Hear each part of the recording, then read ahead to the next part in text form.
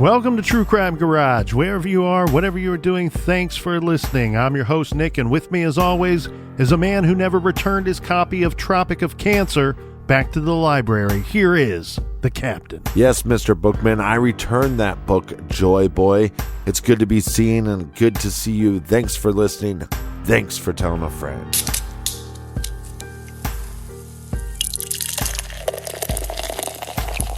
Today we are sipping on another delicious beer from the great folks at Tactical Brewing Company. This is Fog of Hostility. It's an Imperial New England IPA. It's dank, it's piney, and citrusy. It's also 9% ABV, so best to drink this one at home in your garage. Garage grade?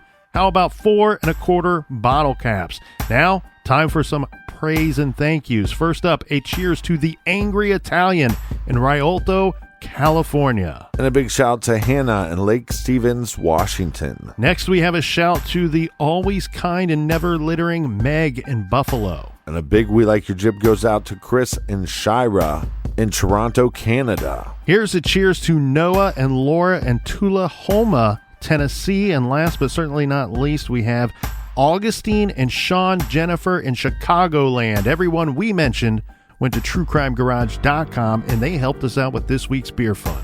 Yeah, BWRUN Beer Run. For Beer Run t-shirts, check out our store page.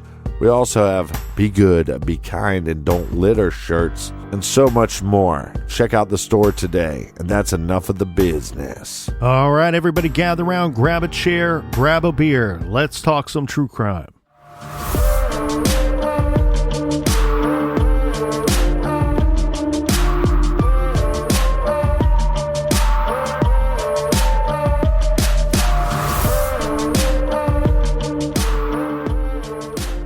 On March 14th, 2000, it's now been 1 month since 9-year-old Aisha Degree disappeared.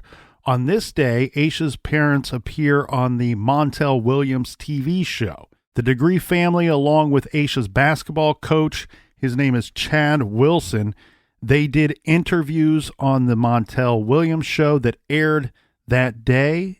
And we also have America's Most Wanted and the Oprah Winfrey Show that did segments on the case as well.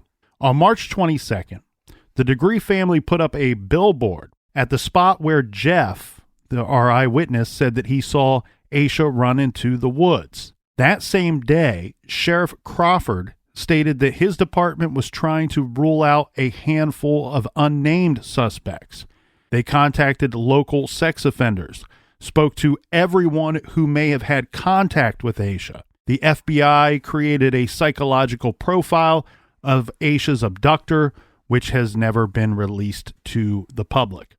I can't remember, and I was scouring my notes to try to find the exact date, Captain, but there was a statement from the sheriff, Sheriff Crawford, at some point. This would be within weeks of her disappearance, saying that the parents were cleared as suspects or no longer considered to be suspects. Remember, we had him stating within 12 hours or 24 hours of her going missing that we're looking for clues and everyone's a suspect. Well, at some point, at least on the record in that newspaper on that day, he says the parents are no longer suspects. Right, and just like you talked about before, we have no dog scent or any real evidence other than eyewitnesses to back up the idea that she left the house on her own. Now how she did that, I think that is debatable, but we know that at some point we have to trust these eyewitnesses because there's so many of them and all their stories seem very similar. Not only are the stories similar, they're reporting these independently of one another, which adds to the credibility. And then when you go to the areas where they're saying that they saw Aisha, we're finding Aisha's belongings. Right. So, I mean, it's this happened. I mean, yeah, confirmation of the eyewitness accounts. Right. So what that means is investigators believe that Aisha left her residence of her own accord. But of course, why and for what is really anyone's guess. We mentioned yesterday that people have said she was upset about a basketball game. I just find that incredibly difficult to believe that the outcome of that basketball game would really, I mean, look, it's cold and raining. It's a thunderstorm. As you pointed out yesterday, people have said that she was scared of the dark, scared of dogs. Mm-hmm. She's 9. Mm-hmm. That's the thing that we need to like circle and underline a bazillion times. Even the National Center for Missing and Exploited Children say that typically they rarely see anyone run away under the age of 12. So a basketball game, I'm upset about a basketball game, but I'm scared of the dark and scared of dogs. Well, I'm scared of storms as well. And that's what I keep coming back to. If one were to run away, this is not the ideal time to do it. It seems to me like if there was something going on at your home or you're upset about a basketball game or what have you, you could pick a different time to run away. You could go, well, maybe I'll wait 24 more hours. Maybe it won't be raining then. Yeah, and we don't have anybody after the game other than the initial shock of her losing or the initial emotions of her losing. Everybody says she bounced back. She was fine during her brother's game. She was fine during a sleepover. And one thing that we don't have that's not public information, but law enforcement might be fully aware of this. One thing we are not armed with is the knowledge of when that backpack was packed up. That could be fairly important. And we got to keep in mind, too, law enforcement may know this because they're not going into this blind. She's a 9-year-old child. Her parents are very involved in her life. Mm-hmm. It's very easy to go to mom and dad, especially within those first few hours. These are the questions you're asking. We need to try to determine what she may have taken with her. So, mom, dad, tell us what items of hers are missing from her room. And so that's how they come up with this is what she probably took with her. Now, based off of the items you believe that she took with her that are missing from your home, you can then put together a different type of timeline of when she potentially packed up that bag. It's very easy for mom to say, hey, I washed that basketball uniform right after a game. I do it every time. So she must have packed it up afterwards. Or she didn't wear this to the slumber party. You see where I'm going with this? You can determine these things, and law enforcement may in fact know that. My suspicion here, one thing that's been pointed out is that her 4th grade class at Falston Elementary School, they were recently reading the Whipping Boy book, which is a book that I remember we read when I was a kid in school. This is by Sid Fleischman. The book centers around a story of a prince and a common child who receives lashes on behalf of the prince. So if the prince does something bad, it's the common child that gets physically punished for this. The two create this unlikely friendship, and they decide to run away together, and they go off on some adventures, and then they both return safely later. So some people pointed out maybe this is a possibility. Maybe she's going off on some adventure. I don't know. I feel confident about certain things in this case, and what I can say is I feel confident that for her to have left in the middle of the night under those conditions, weather conditions, she's either A, running away from something, or B, running to something. There was something that was of urgency that required leaving that night. Yeah, I disagree, but we can argue till we're blue in the face on whether or not she was sleepwalking or where she was heading to. I just don't know what would be so urgent or what kind of con somebody would have to coax this girl out that's afraid of the dark, afraid of storms, afraid of dogs, 9 years old, to leave her house in the middle of the night without telling anybody. In the summer of 2000, just a few months after she went missing, there was a major tip that came in for the case, and this came out of the county jail in Mecklenburg. An inmate, his name Baron Ramsey, started making collect calls to the Charlotte Observer and the Cleveland County Sheriff's Office, insisting that he knew what happened to the girl. He's 32 years old at the time of this event. He says that he and another man were heading back to Shelby, driving on NC 18 in the early morning hours of February 14th. This after buying drugs in Hickory, which would be 28 miles north of Folston.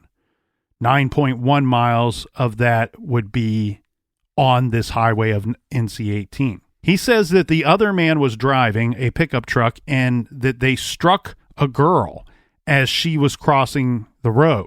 He says that the girl was still alive when the driver put her in the back of the pickup. Ramsey says that the driver dropped him off at home and left with the girl. A few days later, Ramsey said that the man returned to take him fishing on Moss Lake near Kings Mountain. Ramsey says that he helped the man. Obviously, he knows this man's name. It's just not printed in the paper. He helped the man dump the now dead girl's body in the lake. The Kings Mountain area is about 19 miles southeast of Folston, of Aisha's home. Ramsey says he was reporting this months later because, one, his conscience was bothering him, and two, he's facing a long federal prison stay, and he was hoping for a deal. Ramsey robbed a Bessemer City bank in April of 2000, so after the girl went missing. Investigators searched NC 18 for car parts and found nothing. They're looking for evidence that there would have been a hit and run or some type of accident. They were doing that the day that she went missing and the day after. They, based off of his statements, they dragged Moss Lake twice and even used an infrared underwater camera and dive teams, but found nothing. They found zero, no evidence of Aisha at all. In October of 2000, they moved the inmate. They moved Baron Ramsey to the Cleveland County Jail because Ramsey tells them, hey, let's put me here. We can arrange for a meeting with the driver of the pickup that hit the girl and had me help him dispose of her body. Yeah. We can have him come and meet me here. Okay, so they move him to this Cleveland County Jail. Once he's there, Ramsey, along with other inmates, they plan to escape, but somehow the guards figure out their plan and they stop this escape plan. Yeah, because they figured out they're dumbasses. So the authorities are left wondering, look, she's not where you said she was, or not where you said we would find her. Was this all just a lie so you could get to Cleveland County Jail and try to make an escape? And if you can't make the escape, is this like a really good plan? Because then maybe you could throw this other guy under the bus and receive some type of deal from us, whether we found her or not. Typical criminal. The authorities say that they were suspicious of him from the get-go. They were suspicious of him, especially after this escape plan was discovered.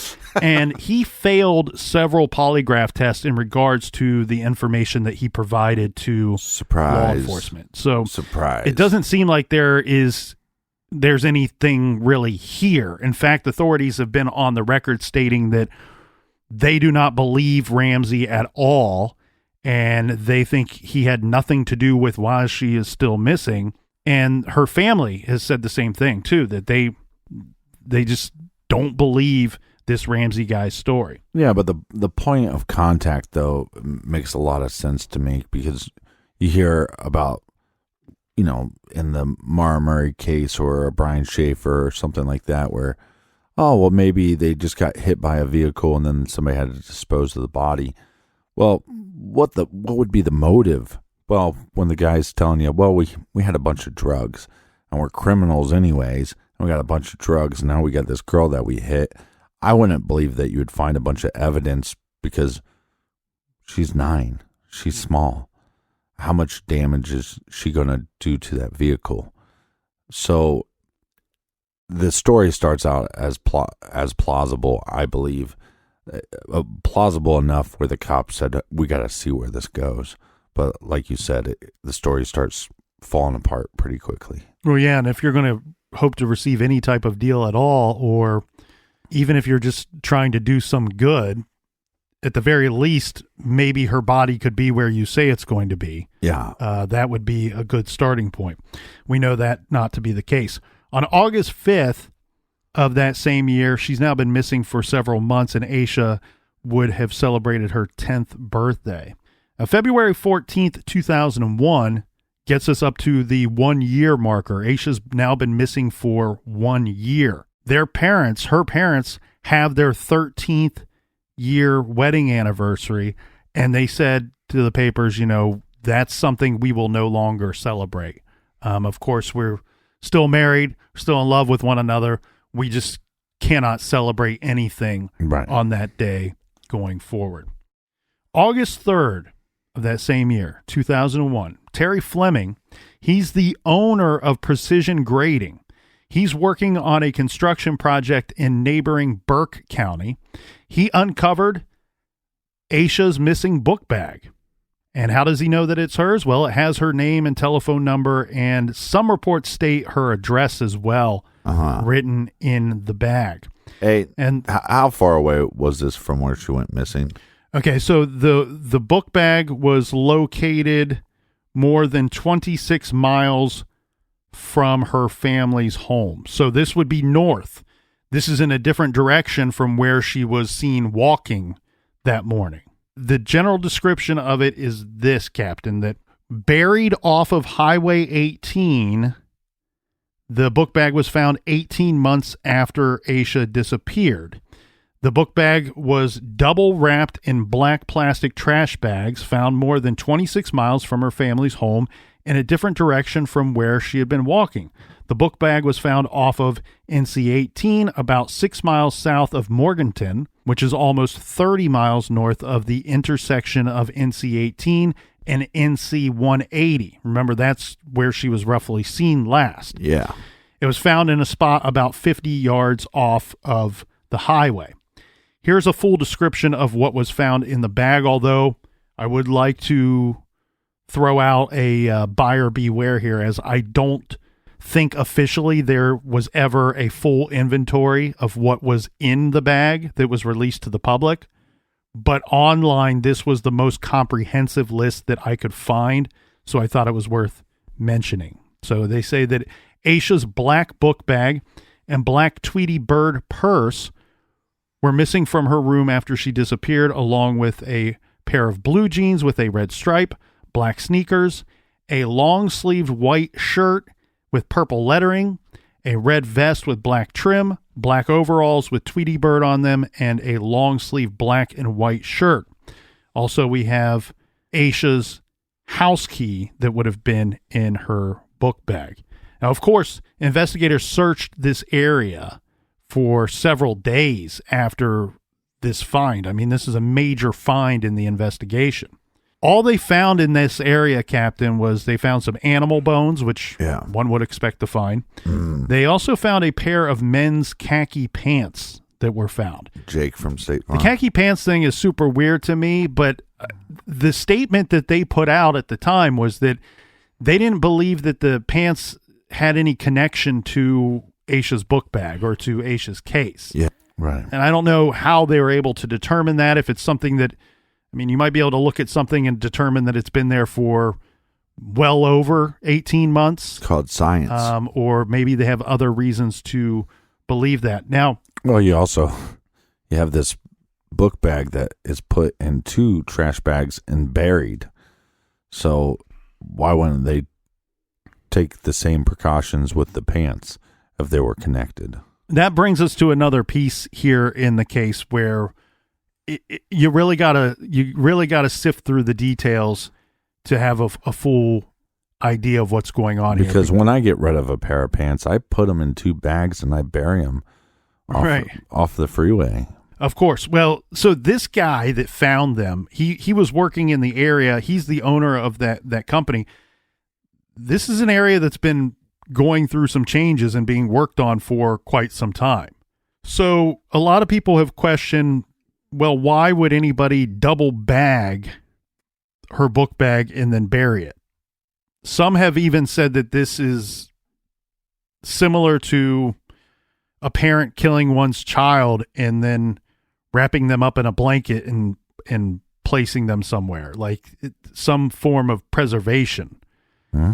And no, I think it's to possibly guard from scent dogs or something. Well, the other thing too is people say, well, if someone killed her, why would they bother double bagging this item before burying it? Was it so that they could retrieve it at another time to preserve it as some kind of trophy? Or to not get caught? I think what I go to is the sheriff's statements at the time, and I found this to be very interesting because the story that's lived on for 20 years is that the bags were found buried 50 yards off of the side of the highway.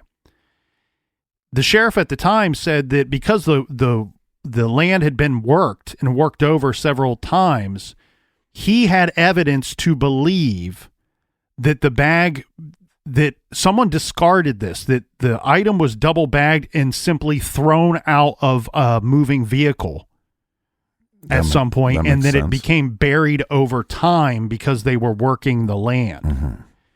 So that puts a whole different spin on things and makes a lot more sense when you think about it, rather than someone killing a child, double bagging this thing and burying it. Placing the item in trash bags seems to defeat the purpose of burying it. Right. But you do point out a good thing of the idea that maybe you're trying to hide the scent or any type of scent that might come from that. But you're 26 miles away from the area in question. Well, and the double bagging and throwing it out the window can make sense. I would say if you're double bagging it, maybe somebody's just less likely willing to try to rip open 2 bags to see what's in it.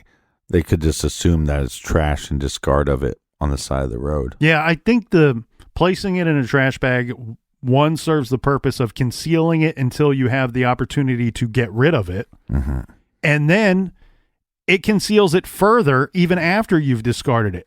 People see, unfortunately, we live in a world where people throw shit out their windows. Asshats. And it sits on the side of the highway. Filthy animals. And so if you were to see a book bag, well, that might draw someone's attention much, much more than it would if someone saw a common black trash bag. Mm-hmm.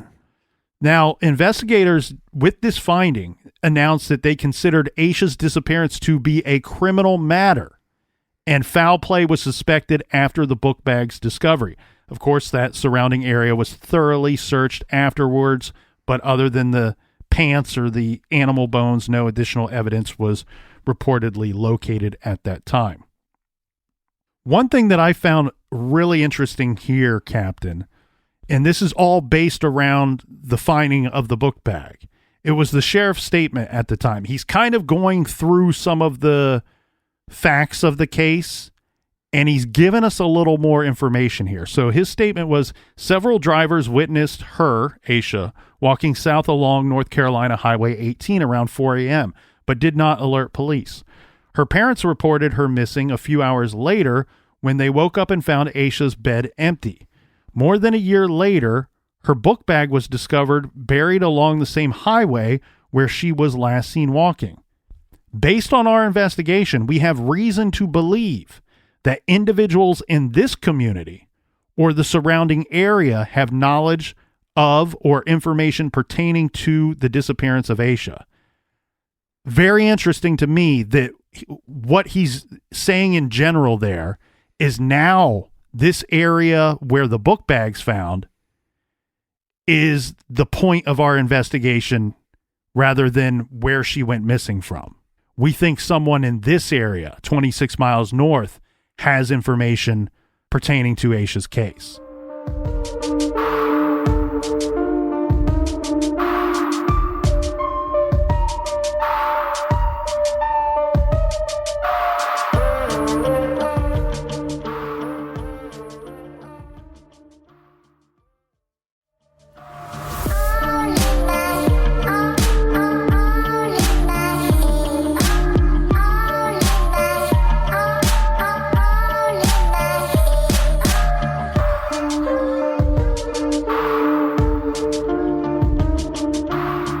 All right, we're back. A quick announcement. We will be at CrimeCon in Austin, Texas. Our promo code is TCG10 for 10% off if you use our promo code.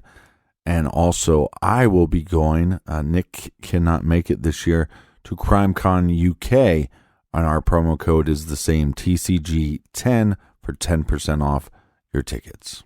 In January of 2014, detectives announced that they were looking into 57-year-old Donald Ferguson, who was arrested for the 1990 rape and murder of 7-year-old Shalonda Poole, whose body was found behind an elementary school in Greensboro, North Carolina. While investigating a seemingly unrelated sexual assault in 2013, the authorities in South Carolina entered his DNA into a national database and realized it matched the suspect sample in Shalonda's case. So they're in South Carolina, they're investigating a completely different case. They have some DNA that they throw into the system, and they come up with a hit to this other victim. Right. This murdered victim, 7-year-old murder victim, Shalonda Poole.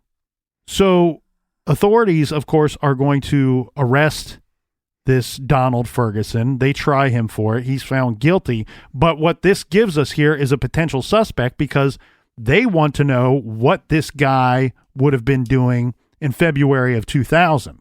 Yeah. It's reported that he was living about 40 miles from the city of Shelby at and around that time. So he could have had something to do. I will throw this out there, though. In the case of Shalonda Poole, she was a neighbor's daughter, and her body was found fairly close to their home. And unfortunately, when these cases are solved, and I mean, anybody can think back to cases that they've heard elsewhere or seen on TV. A lot of times when it's younger victims like this, especially young boys and girls, it's often a neighbor, someone that has seen this child time and time again, maybe has some type of relationship with the family, maybe Right. doesn't, but it's usually someone that's in close proximity to the victim themselves. The old creepy cock neighbor. Yeah, so they looked into him. I don't know. I know nothing has come of it, because we would be having a much different discussion here today. That was back from 2014. And one of the things that you haven't got into is, this was 2000. She was 9 years old. The family didn't have a family computer, which some people think that's odd. And today's standards, I think that would be a little strange for a family not to have some kind of access to the internet, whether it's through a cell phone, a tablet, or some other means. But in 2000, I didn't have a computer. I don't think, my parents were divorced, and I don't think either one of them had a computer at the time, or one that was working well, or had easy capabilities or easy access to the internet. So the grooming, or the possibility that some pedo was in contact with her to get her to go out of her house that night, would be somebody that the family would have had to know. And again, I don't think there's any evidence Or of was that. connected to circles that the family would know about. Her school, Right. the church, the basketball team. Yeah, you're right. If some creep lured this kid out of her house, he didn't use it. He didn't do it via computer into the home. Right. And you're right. There are people that, like, I've heard it and read it time and time again. People say Aisha had a very sheltered life. Yeah. No, they just didn't have a computer. And Think about how sheltered this is. A couple days before she goes missing, she's at her aunt's house, and then the next day she's at the basketball, and then she goes to her brother's slumber party that has almost a dozen kids there. She's in Bible study classes, plays on the basketball team. She goes to school. Right. This is not a sheltered life. This is an extremely normal life. I agree. Her mother was on record at some point saying that they didn't have a computer because they didn't want any they had small children, 10 and 9 years old. They didn't see the need for a computer, nor did they want to mess with any of the headaches of monitoring what the kids may be doing on the computer. Yeah, keep the other pedos thing out. too, sometimes if you can't afford something, you just don't buy it. I mean, I was trying to think, I was going to say the same thing. I was going to say, yeah, in 2000, I didn't have a computer either. That doesn't mean that I was sheltered. No, I had one. It's just, it worked horribly. I think it was one of those old gateway computers that was all jammed up with Napster music. Yeah, Napster music and porno. And you know what? And I couldn't afford to replace the thing because I didn't make good money and they were expensive. So it doesn't point to a sheltered life, in my opinion. Well, you should have told your girlfriend not to download all that porno. All right, back to the case. So we have the FBI that comes out and they announce a suspect vehicle, which is believed to be either an early 1970s Lincoln Continental Mark IV or possibly a Ford Thunderbird, green in color with rust around the wheel wells. Yeah, I mean, look, if you take these two cars and put them side by side, they look like the same car, just maybe like this was the newer model and this is the older model, but they are different cars by different manufacturers. Yeah, very similar vehicles. I can understand why, if somebody's reporting this to authorities, that they wouldn't be able to 100% say for certain that it was a Ford Thunderbird or a Lincoln Mark IV. What I do find extremely interesting about this tip is, look, she went missing in 2000. This is reported to be an early 1970s vehicle. That makes it not one of a kind, but fairly unique. Yeah. Where if you could find this vehicle or get a direct link to this vehicle, you're going to have a bigger piece of the pie to work with if you're an investigator. Now, one thing that I find weird is that there's no specifics given on where this new information came from. And I want to put new in air quotes there, air quotations there. New information. Is this something that they had for years? Or was this, in fact, new information? Because I've seen a lot of people argue that because it could be something that they had, a tip that they had early on, and now that they're pulling this out of their back pocket. And look, and you know, we see this all the time, and we've heard John Douglas talk about this. These law enforcement agencies need to sometimes make a decision early on. Are we going to use the public for help or not? Mm-hmm. And if we are, then this tip, if this is not a new tip, but something they had early on, this is something that would have been better on to know early on, because it's pretty easy to get rid of a vehicle. Well, and that's going to be my major hang-up with this case and with the investigation itself. Now, when in their press release, what is stated is that the vehicle was occupied 2 times. I don't know what that means. The sheriff at the time, this is Alan Norman, also said that the car was discovered by legwork. Because they want to know where this new information's coming from. Right. It was discovered by legwork between the sheriff's office investigators and the FBI, but would not go into any further detail about the new lead. The direct statement is that Aisha may have been sighted getting into a distinctive dark green vehicle, early 1970s model car, on the night that she was last seen. The vehicle, which had rust around the wheel wells, again, is thought to have been a Lincoln Mark IV or a Ford Thunderbird. Those photos, pictures, examples of those vehicles come up pretty regularly if you just Google Aisha Degree's name. Yeah, we'll post those on all social media, Facebook, Instagram, and Twitter. This is going to bring us up to October 2018.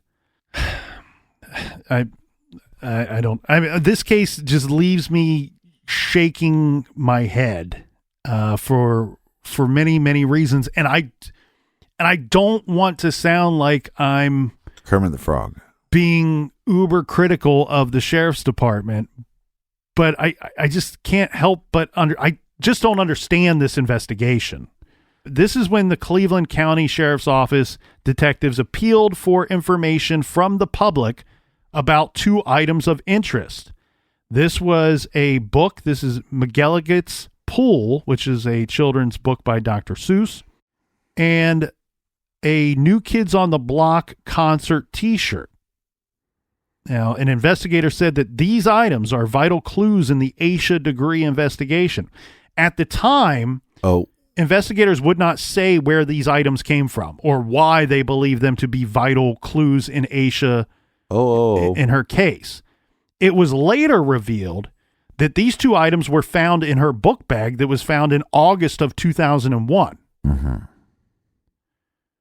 The book itself was later determined to have been borrowed, and we know this per a stamp inside the book.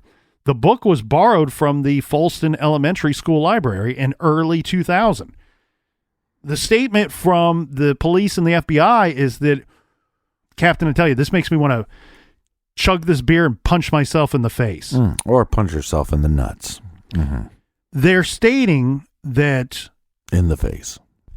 Aisha did not check this book out. Mm-hmm.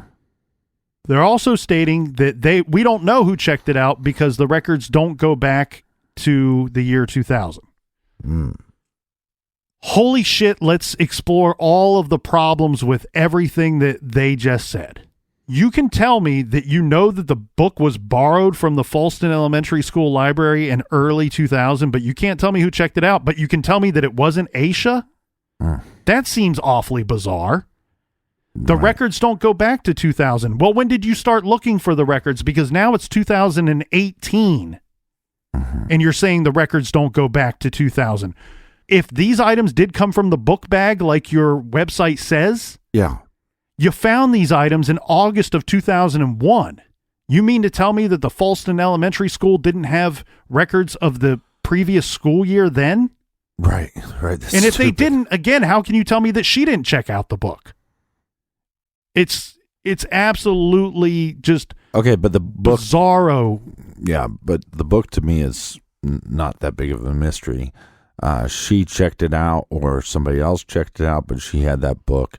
I believe she probably had that book at her house when she left that night, and it was in her book bag. The item that baffles me more is this New Kids on the Block shirt. It almost looks like a nightie on some level, and maybe she could have got it from somebody at that slumber party, but because the only record that I have of anybody talking about the New Kids on the Block shirt is her parents saying that wasn't her shirt.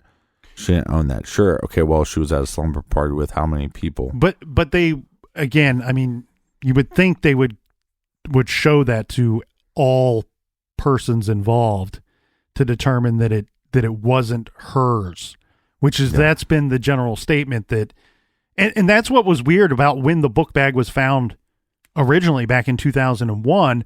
There was a statement by the sheriff saying, when asked what was in the book bag or in the trash bags, he says something like 90 or 99%, I can't remember which one it was, of everything that was found belonged to Aisha. And at the time, nobody knew what the hell that could mean. And then later, we fast forward to 17 years later, when they're telling us about this book that, and I get what you're saying. I think of much more importance is the New Kids on the Block t-shirt for the investigation. Yeah. I just find it incredibly weird that they would say, hey, this book was checked out from her school library, but she didn't check it out. You know, you could simply say these items were found in her book bag. Tell us that in 2001 so we can actually do something with the information, not 17 years later. And don't make it so damn convoluted about the book itself. Just say it came from her school, but we don't have any evidence that she brought it with her or that she checked it out. It could have come from another source.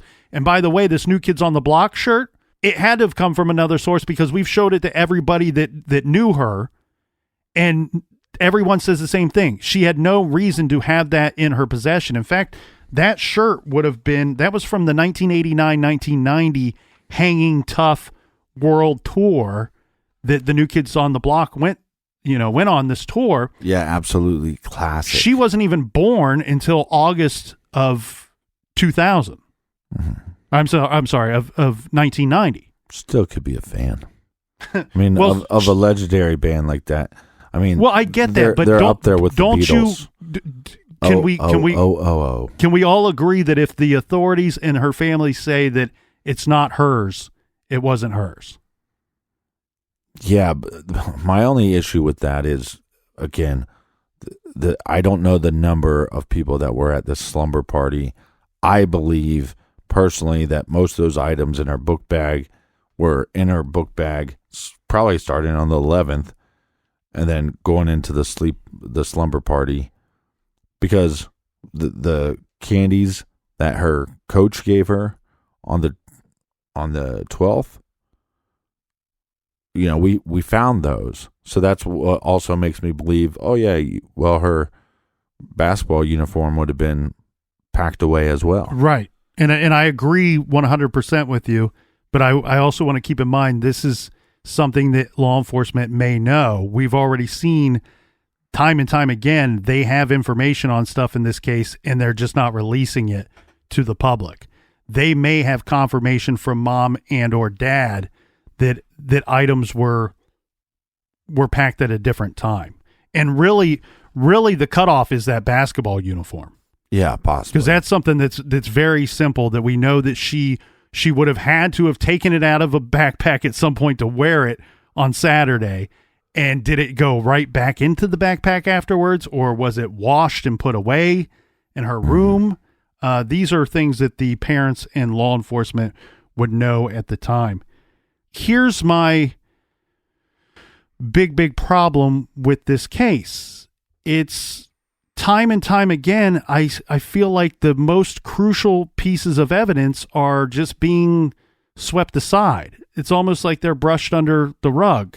It seems like law enforcement, for the most part, believed that something weird was going on that probably involved foul play very quickly in this little girl's disappearance. Mm-hmm. They appealed to the public for help. They just didn't appeal to the public, I think, in the right manner. Right. Again, like you said, this case is really frustrating. I mean, one, why did she leave her house? Doesn't make a lot of sense. Maybe sleepwalking, maybe she was lured out by somebody. And then all these items that don't seem to be connected to her, that nobody can connect back to her. A book, a nightshirt, and then this picture of this other girl. Well, we'll go through our thoughts in some better detail here in a minute. Before I want to hit on a couple of other items here, Captain. In November of last year, November of 2020, an inmate named Marcus Mellon, who is he's been convicted of sex crimes against children from 2014. Convicted piece of shit. He wrote a letter to the Shelby Star newspaper claiming that Aisha Degree was murdered and he knows where to find her. Mm-hmm. So, of course, these claims were under investigation for many months, but not verified. Again, another problem with this case, though, is that road itself is, what do you say, 180 some miles? 145. Yeah, okay, so that's a lot of distance for even somebody to go, oh yeah, we picked this girl up and then eventually we put her remains back on that road or whatever. You know, if they're off by 10 miles, probably too much for the searchers to figure out. So in his letter to the newspaper, he wrote, Aisha Degree has been missing for over 20 years. About 4 months ago, I had found out her whereabouts and what had happened to her. She was killed and then took and buried. I do know how and what town she is in. I hope you get this letter and do come see me. It's on the up and up. So it took a while for investigators they were saying that it was COVID that was slowing them down on interviewing, and it sounds like there was an outbreak where this man is being housed, where he was serving his time. So that seems very likely. But later, in fact, just very recently, I can't remember if it was days or just a couple weeks ago, but authorities came out and said, we've spoke to this inmate. We've looked into everything he said. It's not led us anywhere. We don't know if they're not questioning the credibility of the information as far as this guy believing what he's telling them. what it is that they figured out that this is all information that he's received second, third, fourth hand. Right. It's information that's traveled from person to person to person to person that seemed to have worked its way to him. And by this point, it has no relevant information or anything that they can use for their investigation. Over the 21 years that Aisha's been missing, there's been 3 different inmates that's come forward saying they know where she is and what happened to her. We discussed 2 of them in detail. The third one, I believe, took place in 2004, and I kind of skipped over that because it was really nothing. It was an inmate saying this is where her body can be found. They searched there and searched there and searched there, and it was just wasted expense, wasted efforts. They found 0 there, nothing. Right. So for me, Captain, when we talk about the thoughts and feelings and suspicions that we have in this case, the thing that really breaks my heart that I mentioned in yesterday's episode, you know, some of these cases really get to you, and some of them it almost feels like the people aren't so real that they're, you know, actors on a screen somewhere. But this one, what I cannot shake from my mind and from my heart is thinking about that young girl walking down the side of the street out in the country in the pitch black, cold and rain on her own. That has pierced my heart and will stick with me for some time. That breaks my heart to think about that. And then I keep going back to the idea of, okay, yes, there's a chance she might have been sleepwalking. I can agree with that. But if she wasn't, this is the act of a desperate person. She's either running away from something horrible or running towards something. And whatever it was, it had a sense of urgency. The storm was not going to stop her. The dark was not going to stop her. Whatever it was, she was going to go and carry out whatever mission she set herself on. And I know some people do, and I'm no smarter than anybody else. Definitely not. But I don't have any suspicions about Aisha's parents or about the family. I don't see any evidence that there was anything weird going on. I really don't think she was running away from anything. I think she was very likely running towards something. And my gut will not allow me to feel suspicious about the parents. And look, I've called out parents in many, many other cases. Mm-hmm. Many other cases. Usually that's my go-to. When I first started reviewing this thing. My go-to is normally the parents. Well, when I first started reviewing this, I thought, how could it not be the parents or one of the parents? Yeah, but what's interesting, I think sometimes you have to have the eyeball test and the earball test. And like you said, you can go look up interviews they've done with Montel Williams, with Oprah Winfrey, being on America's Most Wanted. A lot of times, too, they might seek out local publicity for a case, but if they're in on it, a lot of times the parents will shy away from a bigger national attention. Nothing that they say to me, or I mean, there's really nothing that they have said ever that I ever felt it was suspicious in any way. And I know they both took polygraph tests and passed those and allowed in the court of law, but it's like, well, police use those as a tool, and they passed both of them. And to me, they passed the eyeball test and the earball test. And it's 21 years later. If it were the parents, usually that's a very easy conclusion to come to for law enforcement. We wouldn't be sitting here having the same conversation. And then you have to believe, let's say you do suspect the parents. Well, then you have to convince yourself that somehow there's just some coincidence that Aisha or someone matching her description was seen walking alone in the middle of the night on the side of the highway by multiple people, and that somehow her belongings ended up in this tool shed, and that somehow her book bag was double bagged and thrown out the side of the highway 26 miles north of that. Yeah. And what I think here that this is going back to the chugging a beer and punching myself in the face. The thing here that I cannot get over, Captain, is, you know, you hear the old saying, don't bury the lead. You know, sometimes with journalism, the most important part of the story was 3 paragraphs down, didn't even make the headline. I feel like when I review this investigation that unfortunately for Aisha and her family, I feel like investigators and journalists have managed to bury the lead time and time again. And it makes zero sense to me. The first bit of information that was found that possibly could be connected to Aisha's case, and I say possibly because I'm trying to be responsible. I firmly believe that it is related to Aisha's case. And I'll tell you why. It's that photograph of the unknown girl. There is no reason for that photograph to be in the Turner's tool shed. This shed was located more than a football field off of the highway. It had no doors, so it wasn't like something that Aisha had to figure out her way to get into. And it had a light, because I've read people saying that, well, she would have had to have known where that tool shed was. Maybe she did, maybe she didn't. But the Turners clearly say in an interview, we have a light that's on that tool shed. You could spot it from the road, even though it's that far from the road, in the pitch black. Maybe she simply went in there to get out from the rain. Or maybe, as you said, maybe something spooked her, or the truck driver stopping, attempting to help her, scares her, and she decides to flee somewhere, and that's her only shelter.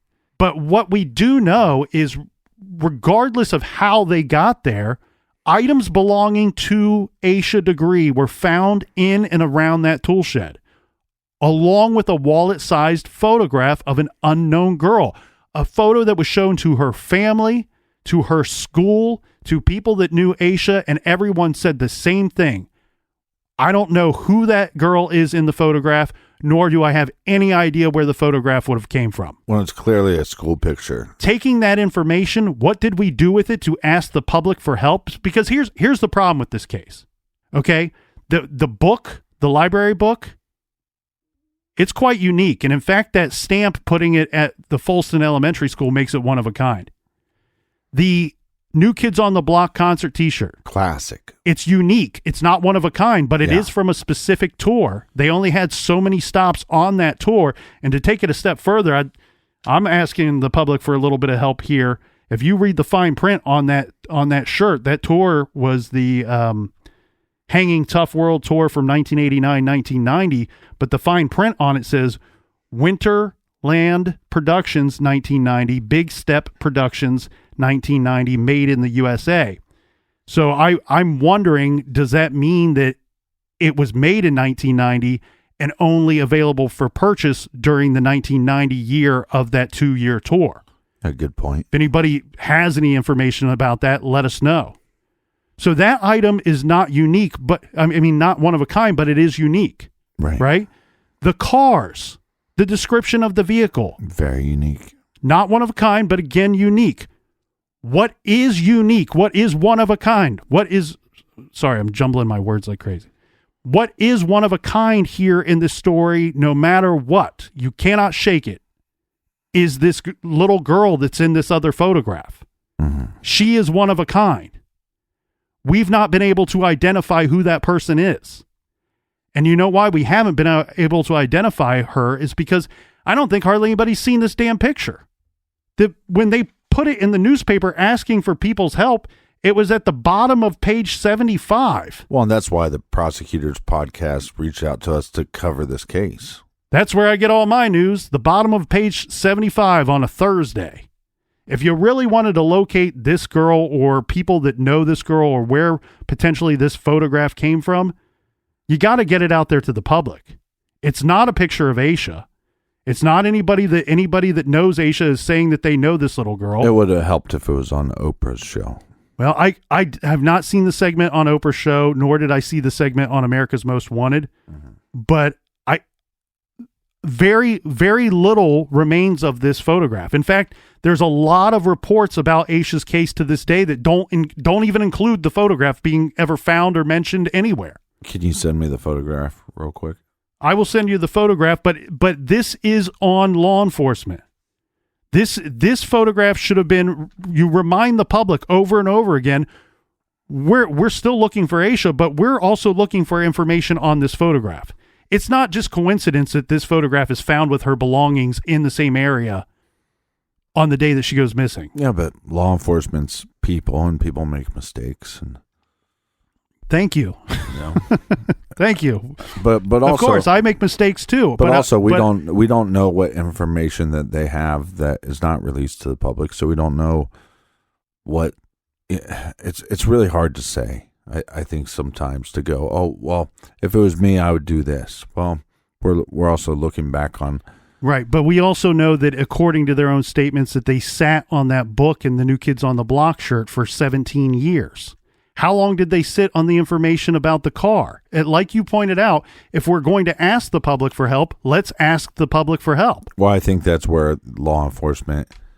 they dropped the ball. And here's the thing. I understand more than... No. It's not always dropping the ball. I think it's what strategy are you going to take? If you're going to ask for the public's help, then you need to go with that strategy full force, not half-ass it. And I think some of these, why is it that we can look back on some of these investigations and just go, man, this seems like a chaotic horse shit.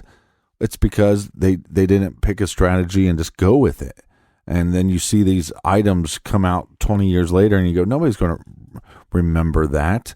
Or half the people that would remember that, they died 10 years ago. Right. And I know better than most and understand better than most the idea of withholding information to save the integrity of your investigation and the integrity of your case. I really freaking get that. The problem, though, is what I have here is what we're dealing with today in this case. There's information that could have been put out there in a better way, in a more timely manner, that could have led us to a better situation than where we sit today. Okay, so maybe you run the risk of not being able to get a conviction because you released too much to the public. You don't know what else you would find using that information. What else you would find to get that conviction based off of the information you released. The other issue, too, is, and this is her mother's words, she's having a hard time grieving for her daughter, who's been gone for 21 years. There's no body. There's no gravesite to go to. At the very least, it's not what anybody would want, but justice, finding this girl alive would be amazing. That's the goal. Justice for this girl, if something terrible happened to her and she's no longer with us, is the second goal. But at the very least, maybe we could find the remains for this suffering family, and we would still be in a better situation than we are here today. So I think that law enforcement, and I think that the media, in a weird way, intentional or not, buried the lead here on this case. I think there was a lot of good information out there that could have helped, been provided to the public in a timely manner with better detailed information. Something good may have come of it. Now, we want to point out some things here real quick, and this is a quote from Aisha's mother, Aquila, who said, "We're hoping and we're praying that she's had a halfway decent life, even though we didn't get to raise her. She was 9 years old, and she'll be 30 this year." So this is from an interview about a year ago. "So we've missed everything, but I don't care. If she walked in the door right now, I wouldn't care what I missed. All I want is to see her."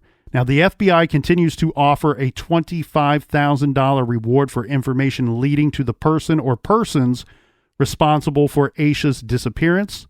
The community and the sheriff's office are offering an additional $20,000 reward, bringing the total reward to $45,000. If you have any information about Aisha Degree, please call the tip line at 704-672-6100 or the National Center for Missing and Exploited Children at 1-800-THE-LOST. That's 1-800-843-5678.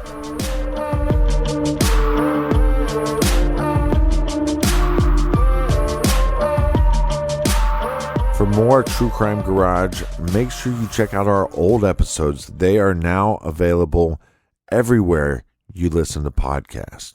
Also, check out our bonus show called Off the Record.